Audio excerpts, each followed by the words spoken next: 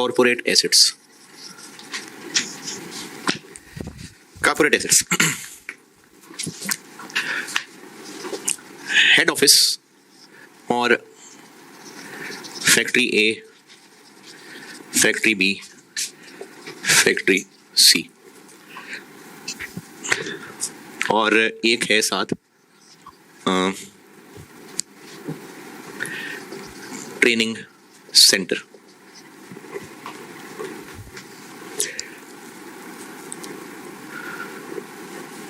ठीक है, head office की बिल्डिंग प्योरली एडमिनिस्ट्रेटिव होती है।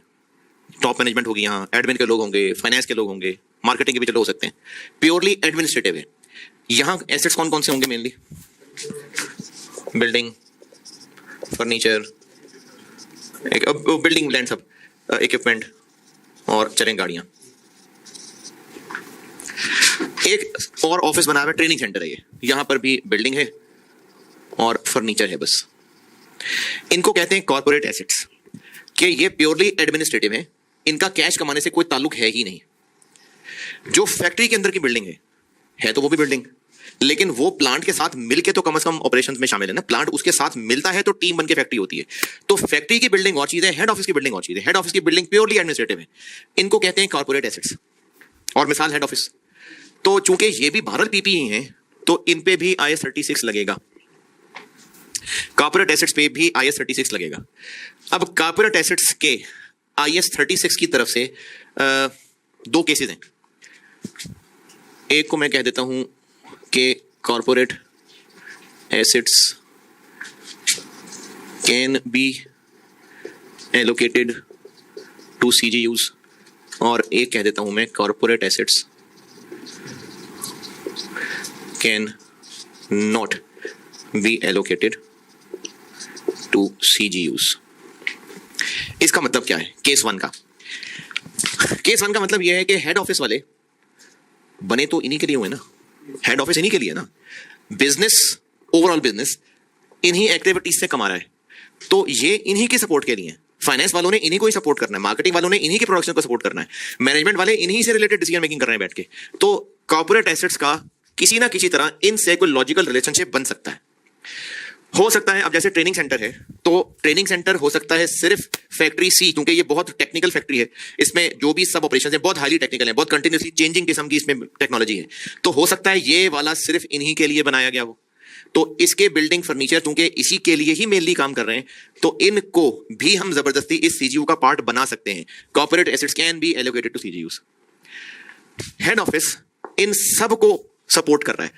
हो सकता है कि कोई रेशो बन सकती हो कि 50% इसके लिए मेहनत होती है सारी, 30 इसके लिए होती है, 20 इसके लिए होती है। तो इन एसेट्स को भी 50, 30, 20 करके बांटा जा सकता है, और यह काम सिर्फ और सिर्फ इसलिए हो रहा है ताकि इनके लिए भी IS 36 लग सके। तो कॉर्पोरेट एसेट्स वो हैं जो मेनली एडमिनिस्ट्रेटिव हैं, फैक्ट्री से हटके हैं जैसे हेड ऑफिस, और इनके अंदर भी PPE हैं, सॉफ्टवेयर भी हो सकते हैं, अकाउंटिंग सॉफ्टवेयर हो सकता है, तो इनके ऊपर भी IS 36 लगाना है। अब उसके लिए दो सिनेरियोज हैं। पहला सिनेरियो ये है कि क्या किसी तरह रीजनेबल इन CGUs में जबरदस्ती इनको फिट किया जा सकता है। ये क्योंकि सिर्फ इसको सपोर्ट कर रहा था तो ये इसके अंदर शामिल कर देते हैं, ये सबको सपोर्ट कर रहा था तो इस सबको बांट देते हैं। तो अगर तो बांटा जा सकता है तो फिर इनको बांट लेंगे, और अब ये CGU फल फूल के थोड़े बड़े हो जाएंगे। अब इन CGU की वैसे ही इंपेयरमेंट टेस्टिंग हो जाएगी जैसे कल से अब तक करते आए हैं। अगर कॉर्पोरेट एसेट्स किसी भी रीजनेबल तरीके से इनको बांटे जा सकते हैं तो इन CGUs में बांटेंगे, यानी फैक्ट्री ए की अपनी बिल्डिंग थी 200 मिलियन, और इसका 50% बांटने से वो 200 से 250 हो गई। अब ये सवाल वैसे ही हो गया जैसे कल से अब तक कर रहे थे। तो अगर कॉर्पोरेट एसेट्स बांटे जा सकते हैं तो उनको बांट लेंगे, और बांटने के बाद अब जो CGUs की शक्ल बनेगी उस CGU की शक्ल के लिए बिल्कुल वही होगा जो पिछले 4 सवालों से हम कर रहे हैं। ये है केस वन। बांटना कैसे है? IAS ने सिर्फ इतना कहा है कि किसी भी रीजनेबल तरीके से बांट दें। हाँ, IAS की एक इलस्ट्रेटिव एग्जांपल है जिसमें इन्होंने, IAS की ओरिजिनल एग्जांपल है, इनकी कैरिंग अमाउंट की रेशियो में बांटा हुआ, इनकी कैरिंग अमाउंट की रेशियो में बांटा हुआ है, इनको इनमें इनकी कैरिंग अमाउंट की रेशियो में बांटा हुआ है। और इसका रैशनल ये हो सकता है कि जो फैक्ट्री जितनी ज्यादा बड़े एसेट्स वाली होगी तो उसी के लिए ज्यादा ध्यान मैनेजमेंट का होता होगा। तो इसलिए इन सब को इनमें बांटने का कोई भी रीजनेबल तरीका हो सकता है। आईएस में नहीं लिखा कि इनकी कैरिंग अमाउंट की रेशियो में बांटे, लेकिन इलस्ट्रेटिव एग्जांपल आई36 की इनकी कैरिंग अमाउंट की रेशियो में बांटा हुआ है, तो हम उसी को ही असूल समझ लेते हैं। असूल ये नहीं है, सिर्फ एग्जाम्पल में है इसलिए असूल बना लेते हैं। अदरवाइज हो सकता है सवाल वाला खुद से कोई बेसिस बता दे, हो सकता है सवाल वाला कह दे कि इसको 50% यहां, 30 यहां, 20 वहां बांट दें, तो फिर जो कहा है वैसे करना पड़ेगा। तो केस 1 क्या हुआ, कॉर्पोरेट एसेट समझ आई बात। तो केस 1 ये हुआ कि इनको इन सीजीयूज में फिट किया जा सकता है, बांटा जा सकता है, तो क्या करें हम, बांट लेंगे। और अब ये नॉर्मल वो सवाल बन जाएगा जो अब तक कर रहे थे। केस 2 बाद में, पहले प्रैक्टिस क्वेश्चन 7 पे आ जाए। Practice question 7।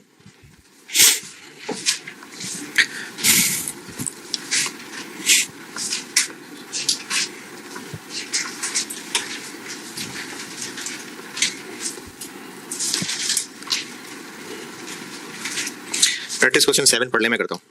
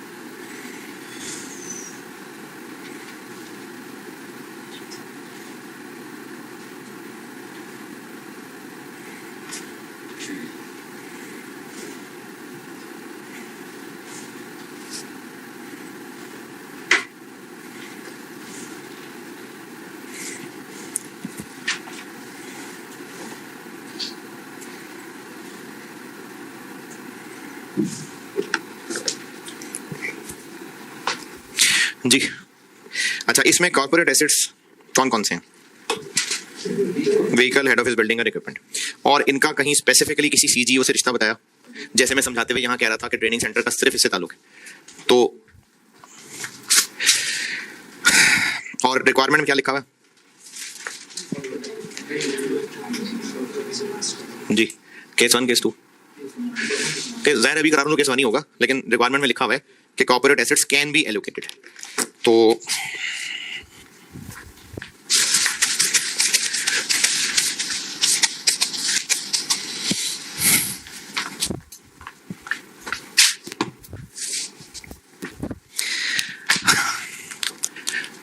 सीजीयू की 3 सीजीयूज हैं और उन तीनों सीजीयूज के लिए आपको fair value less cost to sell बताई हुई है? तो फिर उसके बगैर कैसे काम चलेगा? वैल्यू यूज से काम चल जाएगा। तो हमारे पास वैल्यू यूज अगर है तो बस सही है। और वैल्यू यूज निकालने के लिए आपको कैश फ्लोज दिए हुए हैं डॉलर में, तो फ्री कैश फ्लो थी। फ्यूचर कैश फ्लोज पढ़ाते हुए बताया था कि अगर फॉरेन करेंसी में हो तो पहले उनकी डिस्काउंटिंग कर लेंगे और डिस्काउंटिंग करने के बाद फिर करंट स्पॉट रेट पे उनको रुपये में ट्रांसफर करेंगे। ये पढ़ाया था किसी दौर में, जब आपको मैं कैश फ्लोज पढ़ा रहा था, भूल भाल गए। मैंने आपको ना जब इंडिविजुअल एसेट की वैल्यू यूज पढ़ाई थी, चले देख ही लें, ये बात की हुई है पेज नंबर 4 पे, चैप्टर में पेज 4, चैप्टर में पेज 4 पॉइंट नंबर 7।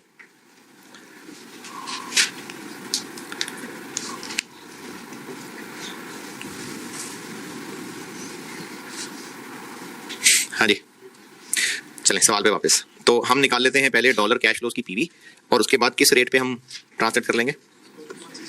150, 155, 160, 160, क्योंकि हम बेयरमेंट टेस्टिंग कब कर रहे हैं?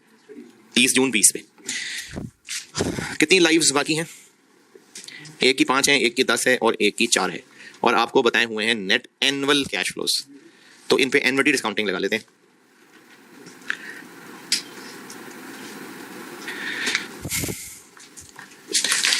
अच्छा, एक सवाल में कहा है कैलकुलेट।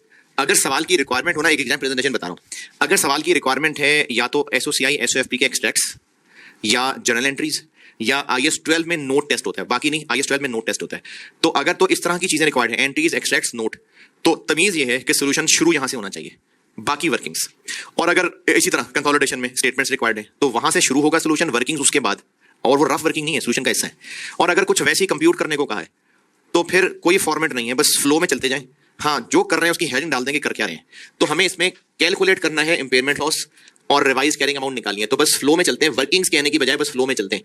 तो वैल्यू यूज निकाल लेते हैं, हेडिंग जरूर डाल देंगे कि हम कर क्या रहे हैं। प्रैक्टिस क्वेश्चन 7, सीजीयू क्या है 1। तो सीजीयू 1 के लिए एनुअल कैश फ्लो है चूंकि, तो पीवी बन जाएगी, कितना है एनुअल है जी 1200, 1 माइनस डिस्काउंट रेट जी, पावर जिंदगी कितनी है 5, सही नहीं है फिगर?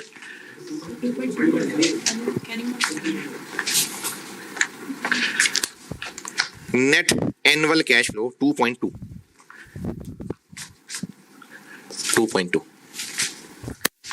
जी, कितना 9.3, लेकिन हमें तो चाहिए रुपीज में, तो वैल्यू इन यूज 7.93 को किस रेट पे मल्टीप्लाई कर लें 160 1269। यही सलूक सीजीयू 2 और सीजीयू 3 के साथ भी कर लेते हैं।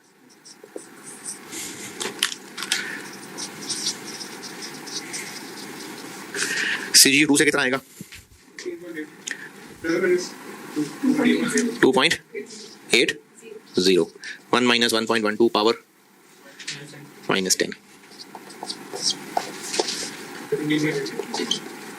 और वैल्यू यूज रुपीज में तो 15.8 पे 160 जी 2531, और सीजीयू 3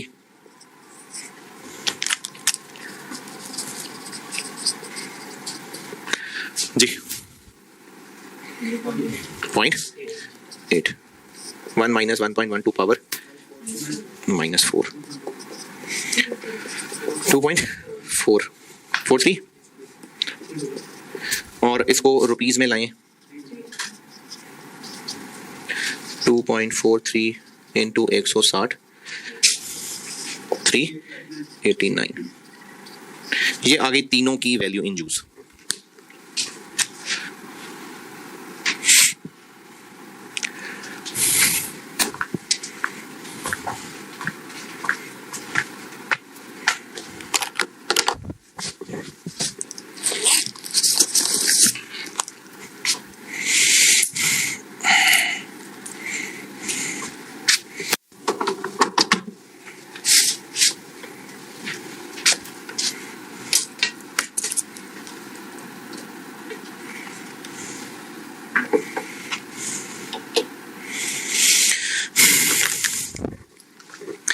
हाँ जी, वैल्यू यूज तक ओके। अच्छा, अब हमने सीजीयूज की वैल्यू यूज को रिकवरेबल कह दिया, तो कैरिंग अमाउंट चाहिए, और corporate assets can be allocated. और कोई रेशो बताइए सवाल में, किस रेशो में बांटना है जी? नहीं, तो इसके लिए फिर हम लोग रेशो लेते हैं इनकी कैरिंग अमाउंट, और इसका रेशनल ये है कि जितने ज्यादा वैल्यू वाले एसेट्स होंगे तो ध्यान उतना ही ज्यादा उनकी तरफ होगा, तो इसलिए कैरिंग अमाउंट्स की रेशो में बांट देते हैं।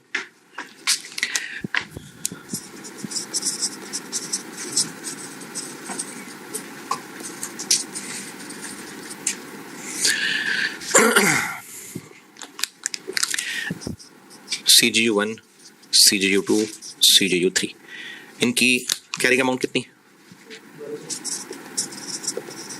जी 1200, 2500, 300। हेड ऑफिस इन में से ज्यादा सपोर्ट इसको कर रहा होगा क्योंकि महंगाई ज्यादा है। लेकिन इसमें एक और चीज को भी कंसिडर करना चाहिए, वो ये है, किसको, इन सब की आपको यूजफुल लाइफ भी दी हुई है। कितनी है लाइफ इनकी? इसकी 5 4। हेड ऑफिस तो देखें रहना है जब तक बिजनेस का दम है, हेड ऑफिस तो रहेगा। अगर इन दोनों की कैरिंग अमाउंट बराबर होती, इन दोनों की कैरिंग अमाउंट, चलो इसकी बात करते हैं, तो अगर दोनों की कैरिंग अमाउंट बराबर होती तो हेड ऑफिस दोनों को बराबर ध्यान दे रहा होता, तो हेड ऑफिस के एसेट्स दोनों में बराबर बांट लेते। लेकिन ये इससे आधी जिंदगी जिएगा, ये 10 साल जिंदा रहेगा, वो 5 साल जिंदा रहेगा। तो बेशक अमाउंट दोनों की बराबर होती, लेकिन हेड ऑफिस इस पे इवेंचुअली ज्यादा देर ध्यान देगा। तो हमें अमाउंट को भी वेटेज देनी चाहिए, पीरियड को भी वेटेज देनी चाहिए। लेकिन अगर कैरिंग अमाउंट दोनों की बराबर होती तो दोनों को बराबर बांट देते ना, कि हेड ऑफिस दोनों पे बराबर ध्यान देगा, लेकिन उस पे इसका ध्यान 5 साल बाद खत्म हो जाएगा, इस पे चलता रहेगा। तो पीरियड का भी वेट होना चाहिए। तो इसके लिए फिर इनका मिक्सचर बना लेते हैं, इन दोनों को मल्टीप्लाई कर दें।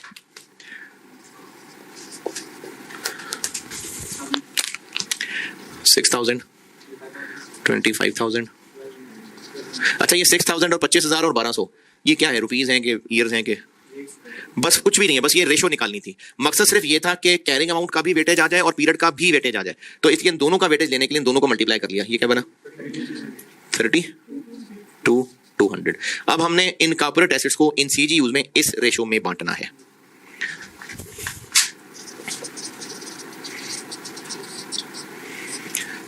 हेड ऑफिस में है क्या क्या?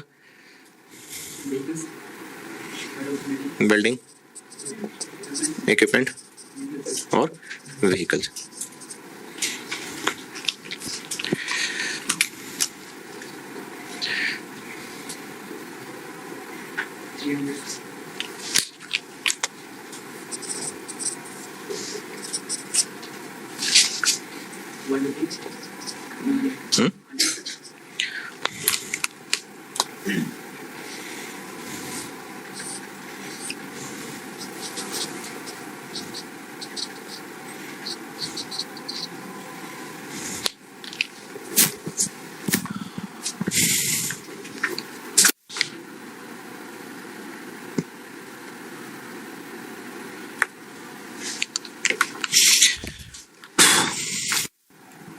इस 300 को CG 1 2 3 में किस रेशो में बांटना है?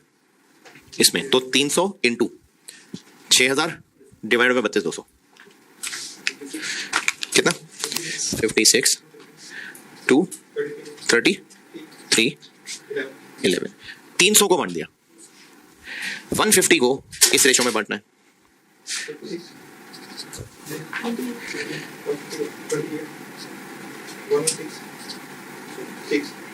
पूरा हो रहा है?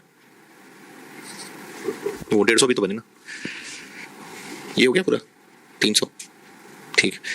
50 56 233 11 300 हो गया ना। ये क्या कर रहा हूं मैं? इनको एलोकेट कर रहा हूं इस रेशो में 100।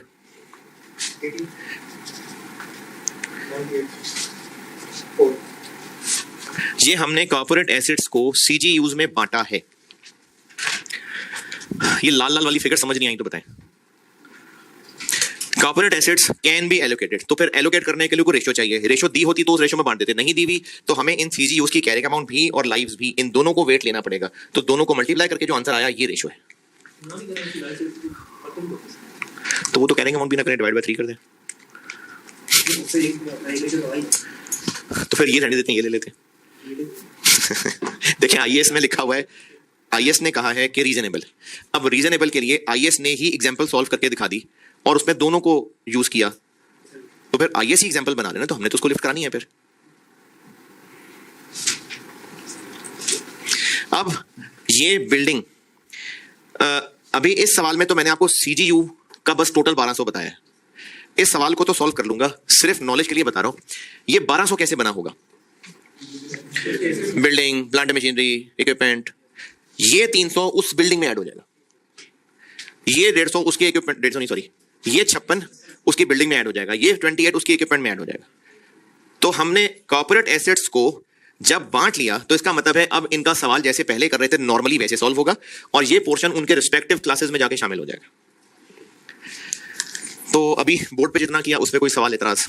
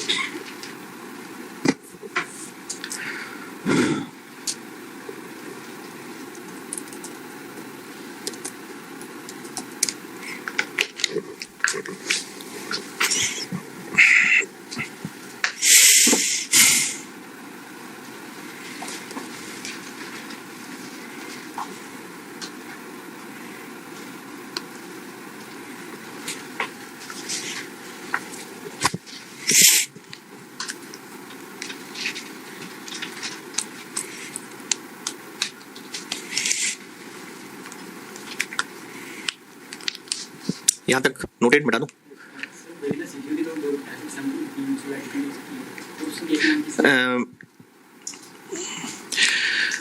देखें, सवाल की आसानी के लिए, वरना बहुत बड़ा सवाल हो जाता, सवाल की आसानी के लिए हम इन 1200 का ब्रेकअप, असल में वो सब एसेट्स होते, उन सब की लाइव्स होती, तो फिर ये जो मैंने 3 टुकड़ों में बांटा हुआ है वो 25 टुकड़ों में बन जाते हैं। इंशाल्लाह नहीं।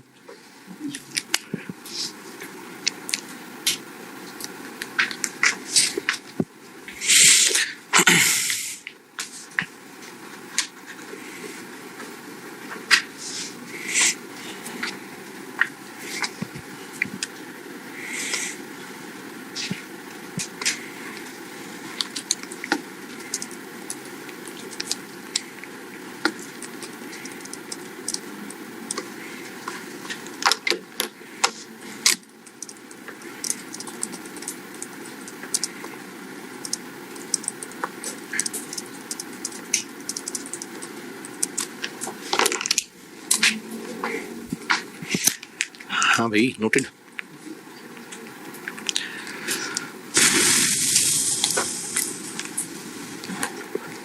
रेहान स्क्रॉल।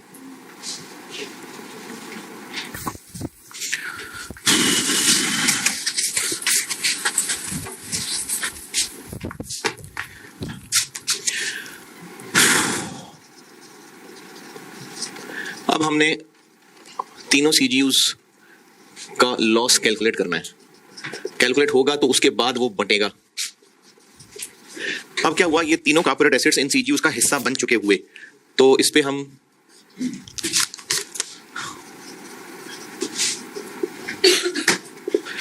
अदर एसेट्स यानी जो सीजीयू के अपने वैसे थे जिनकी डिटेल हमें नहीं पता, तो वो हैं 1200, 2500, 300। और अब जो बांट दिए हुए हैं, बिल्डिंग, इक्विपमेंट और व्हीकल्स, तो ये हो गया 56, 233 और 11, 28, 116, 6, 18, 78, 4।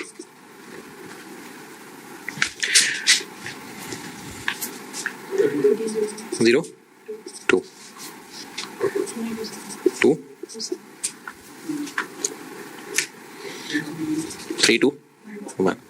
ये हो गई कैरिंग अमाउंट।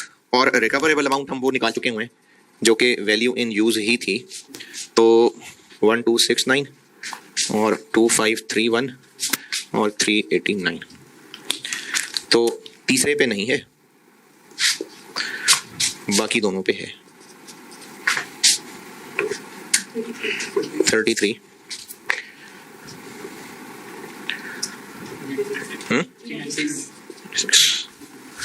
और अब ये लॉस इनमें इस रेशो में बटेगा, ये इनमें इस रेशो में बटेगा, और इधर है ही नहीं। लॉस कैलकुलेट हो गया, अब इस लॉस को बांट लेते हैं।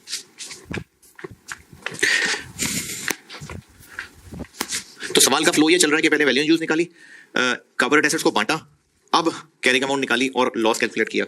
और अब आप समझें हमारे पास दो सवाल हैं जो अब तक सवाल कर रहे थे, तो ये दो हो गए। इसको इनमें बांटना है, इसको इनमें बांटना है।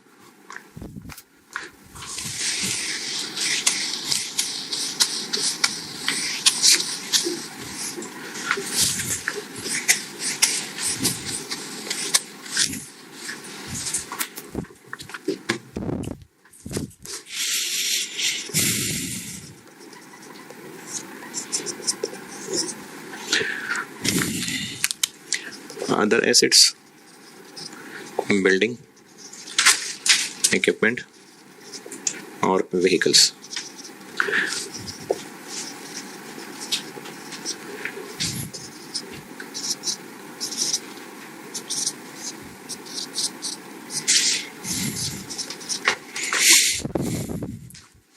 इस 33 को बांट दे। 13 30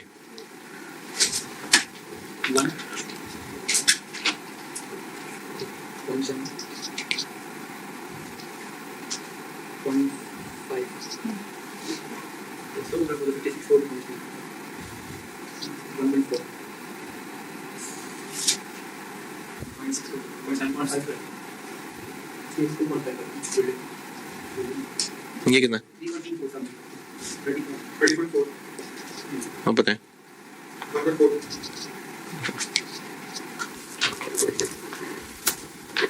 और CGU2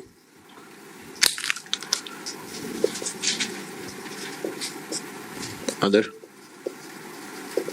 बिल्डिंग, इक्विपमेंट और व्हीकल्स 2500 233 116 78 2927 और लॉस बांटना है इसको 396 33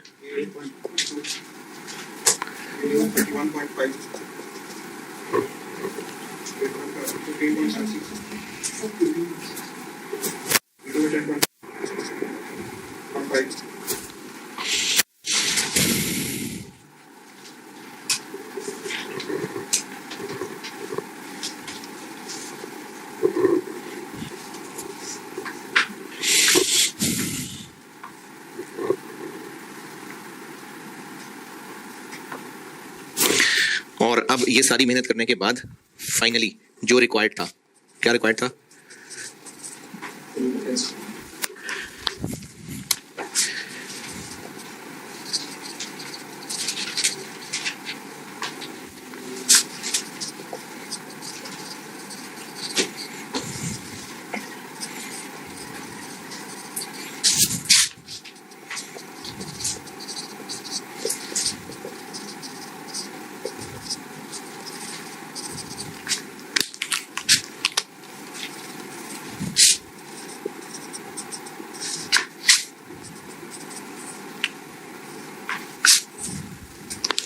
CGU1 के 1200 एसेट्स को 30.4 बांट दिया, CGU2 के 2500 को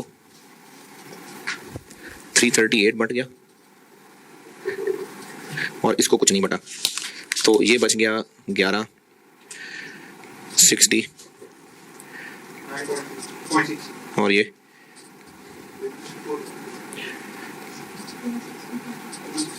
और ये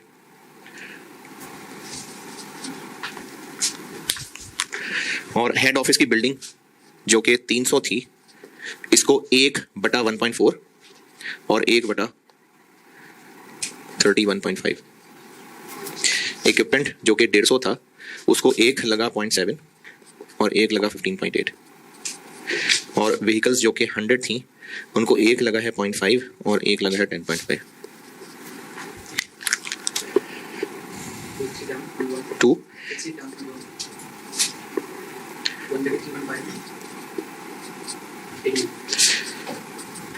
ये रिवाइज करेगा अमाउंट्स।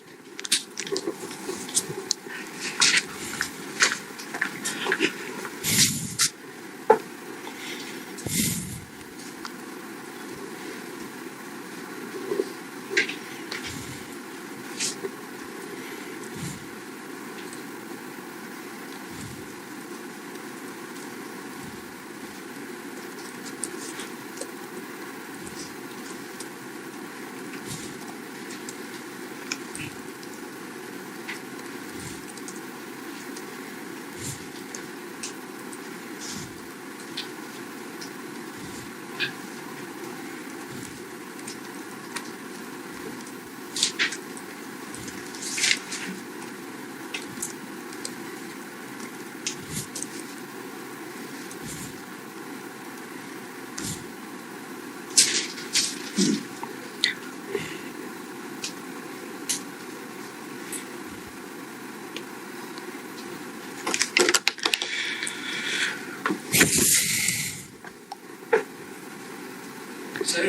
अगर हेड ऑफिस के कैश फ्लोज अवेलेबल हो तो क्या वो भी एलोकेट करेंगे? हेड ऑफिस के कैश फ्लोज अवेलेबल हो सवाल में दिए गए हेड ऑफिस के कैश फ्लोज दिए हुए हों, इस पे मैंने एक नोट लिखा हुआ है, तो वो मैं आपको भी पॉइंट पढ़ाता हूँ तो जवाब देता हूँ उसका। हाँ जी, अच्छा एक पास्ट पेपर के सवाल पे आए, उसका एक पार्ट अभी करता हूँ, एक पार्ट कल कराऊंगा, यानी केस 2 कल कराऊंगा। पास्ट पेपर वाले पोर्शन में क्वेश्चन 3,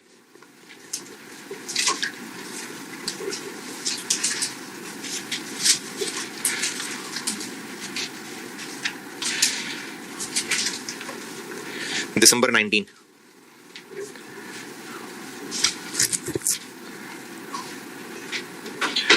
दिसंबर 19 कोरोना लिमिटेड।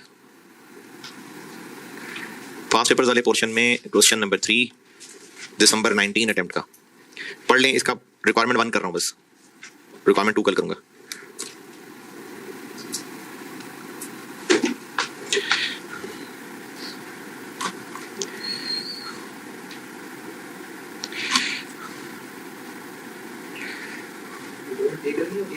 A1 करूंगा बस, B क्या करना है कल करके, A1 अभी करूंगा, A2 कल करूंगा।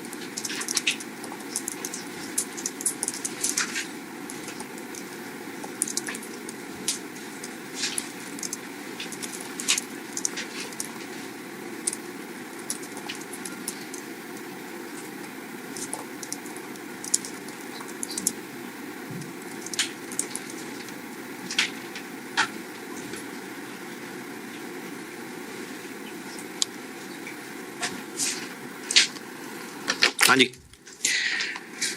Requirement A, compute the carrying amount of each CGU and corporate assets after incorporating loss. ये जो भी किया under the following independent situations. Point number 1 case 1 है और पॉइंट नंबर 2 केस 2 है, और केस 1 बिल्कुल सेम इसी तरह ही करना है, लेकिन इसमें सिर्फ अब चूंकि 2 अलग अलग हेड ऑफिस और पीडीसी के बारे में कह दिया कि ये कराची, और तो इसको कराची लाहौर को बांटना है, और जो हेड ऑफिस है वो तीनों में बांटना है।